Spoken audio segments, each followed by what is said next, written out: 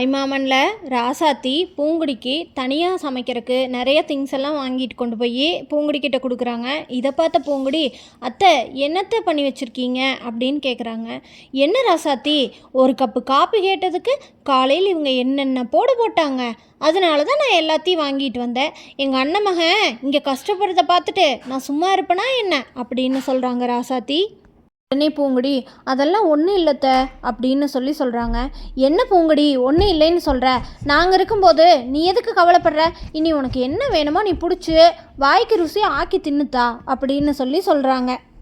ராசாத்தி சொடலை பார்த்து, என்ன நின்றுக்கிட்டு இருக்கிறீங்க, எல்லாத்தையும் எடுத்து உள்ளே வைங்க அப்படின்றாங்க. இந்த அறுத்தா எடுத்து வச்சுட்டேன் அப்படின்னு சொல்லிட்டு சொடலை எல்லாத்தையும் எடுத்து வச்சிட்ருக்கிறாரு. தெய்வான உடனே பூங்குடியை பார்த்து, பிள்ளையும் கிள்ளி விட்டு தொட்டலையும் ஆட்டியிருக்கியா நீயே, இருடி எங்கள் மதனி வரட்டும் அப்புறம் பார்த்துக்கிறேன் உன்னைய அப்படின்னு சொல்கிறாங்க. உடனே ராசாத்தி, நீ யார்கிட்ட வேணாலும் போய் சொல்லுடி, உன்னால் முடிஞ்சதை பண்ணு அப்படின்னு சொல்கிறாங்க. எங்களுக்கு என்ன பயமா அப்படின்னு ராசாத்தி சொல்லிட்டு உள்ளே எல்லா திங்ஸையும் எடுத்து வைக்கிறாங்க. ராசாத்தி பூங்குடியை பார்த்து, பூங்குடி, அந்த பாலை அடுப்பு எடுத்து வச்சு பாலை காய வச்சு ஒரு டம்ளர் காப்பி வச்சு கூடாத்தா, காப்பியை குடிச்சு போட்டு நாங்கள் கிளம்புறோம் அப்படின்னு சொல்லிட்டு எல்லா திங்ஸையும் கொண்டு போய் சமையல் கட்டில் வைக்கிறாங்க. சமையல் கட்டில் வச்சு பூங்குடியும் பாலை காய வச்சு காஃபி வச்சு கொடுக்குறாங்க. அவங்க குடிச்சிட்டு, இனி எதாக இருந்தாலும் இந்த அத்தை இருக்கிறேன் ஃபோன் பண்ணு அப்படின்னு சொல்லிட்டு ராசாத்தியும் சொடலையும் கிளம்பிடுறாங்க. தெய்வான எப்படா மீனாட்சி வருவான்னு வெயிட் பண்ணிவிட்டு மீனாட்சி தேனும் ஆட்டோவில் இறங்குறாங்க. ஆட்டோவில் இறங்கின உடனே, மதினி நீங்கள் இல்லாதப்ப இங்கே என்னென்னமோ நடந்து போச்சு மதினி அப்படின்னு சொல்கிறாங்க. என்னாச்சு மதினி, என்னாச்சு அப்படின்னு கேட்குறாங்க மீனாட்சி. இல்லைங்க மதினி, காலையில் நடந்த சின்ன விஷயத்த இந்த பிள்ளை அவங்க வீட்டில் சொல்லி பெரிய பிரச்சனை பண்ணிட்டா. அவங்க அத்தை ராசாத்தியும் சொடலையும் இங்கே தனி கொடுத்தனுக்கு தேவையான எல்லா பொருளும் வாங்கி கொடுத்து நம்ம வீட்டு அடுப்படியை ரெண்டாக்கிட்டாங்க மதினி அப்படின்னு சொல்கிறாங்க. உடனே மீனாட்சி, என்னது சமையல் கட்டை ரெண்டாக்கிட்டாங்களா அப்படின்னு சொல்லிட்டு நேராக உள்ளே போகிறாங்க.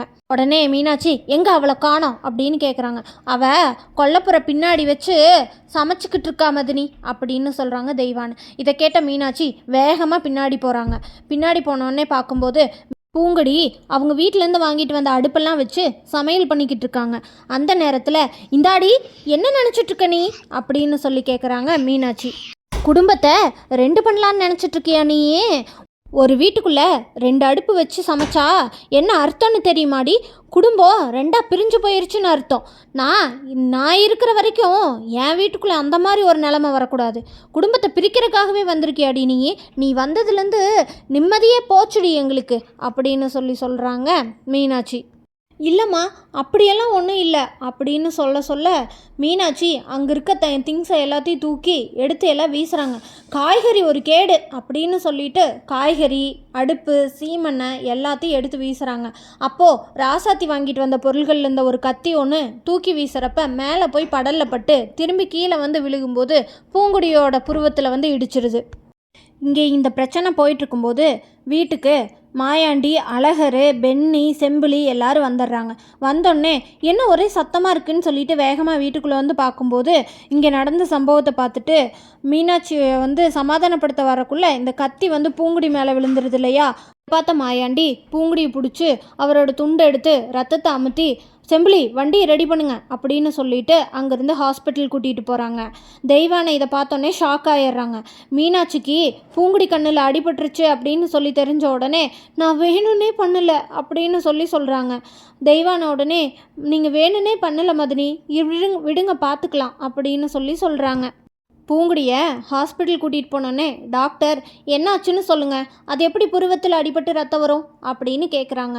இல்லை டாக்டர், அது எப்படியோ தெரியாமல் அடிபட்டுருச்சு அப்படின்னு சொல்கிறாரு மாயாண்டி. இதை கேட்ட டாக்டர், நீங்கள் உண்மையை சொன்னீங்கன்னா தான் எங்களால் உங்களுக்கு ஹெல்ப் பண்ண முடியும், நீங்கள் சொன்னால் தானே நாங்கள் ட்ரீட்மெண்ட் கரெக்டாக பண்ண முடியும் அப்படின்னு சொல்கிறாங்க டாக்டர். உடனே பூங்குடி, வேலை செஞ்சிட்ருக்கும்போது கத்தி தெரியாமல் புருவத்தில் பட்டுருச்சு டாக்டர் அப்படின்னு சொல்கிறாங்க. அப்படியா, சரி டிடி எடுத்துகிட்டு போடுங்க நர்ஸ் அப்படின்னு சொல்லி இன்ஸ்ட்ரக்ஷன் கொடுக்குறாங்க டாக்டர். மீனாட்சி பயந்துட்டுருக்காங்க. மாயாண்டி உன்னை என்ன சொல்லுவாரோன்னு தெரியாமல் மீனாட்சி கொஞ்சம் பதட்டத்தில் தான் இருக்கிறாங்க. அவளுக்கு என்னாச்சோ ஏதாச்சோன்னு. நந்தினி, அத்தை பயப்படாதீங்க, அவங்களுக்கு ஒன்றும் ஆகியிருக்காது அப்படின்னு சொல்கிறாங்க.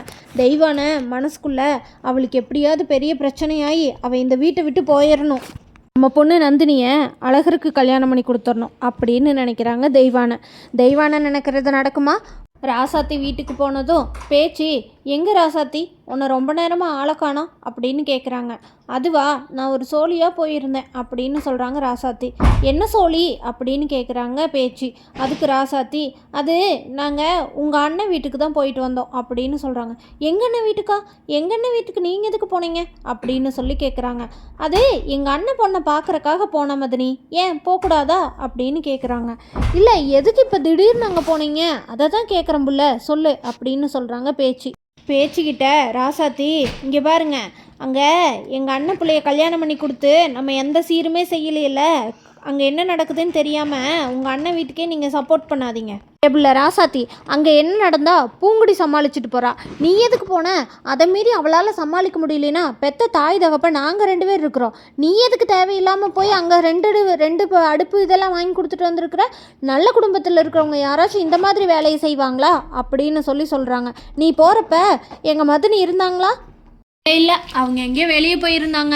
என் மதினிக்கு மட்டும் இப்போ தெரிஞ்சதுன்னா என்ன பண்ணுறது அப்படின்னு சொல்லிட்டு, நீ தேவையில்லாத வேலையெல்லாம் பண்ணாத ராசாத்தி, எங்கள் பிள்ளைக்கு என்ன பண்ணணும்னு எங்களுக்கு தெரியும், நாங்கள் பார்த்துக்குறோம் அப்படின்னு சொல்லிட்டு ஃபஸ்ட்டு மதினிக்கு ஃபோன் பண்ணி பார்ப்போம் அப்படின்னு சொல்லிட்டு இருக்கிறாங்க பேச்சு. மதினிக்கு ஃபோன் பண்ணி, இங்கே என்ன பிரச்சனை, பூங்குடிக்கு தெரியாமல் தான் ராசாத்தி வாங்கிட்டு வந்தா எல்லாத்தையும் அப்படின்னு சொன்னால் அதை மீனாட்சி ஏற்றுக்குவாங்களா, இல்லை மீனாட்சினால் பூங்குடிக்கு இப்படி அடிபட்டுருச்சு அப்படின்னு சொன்னால் பேச்சு ஏற்றுக்குவாங்களான்னு தெரிஞ்சுக்க நம்ம சேனலை மறக்காமல் லைக், ஷேர் அண்ட் சப்ஸ்கிரைப் பண்ணிக்கோங்க.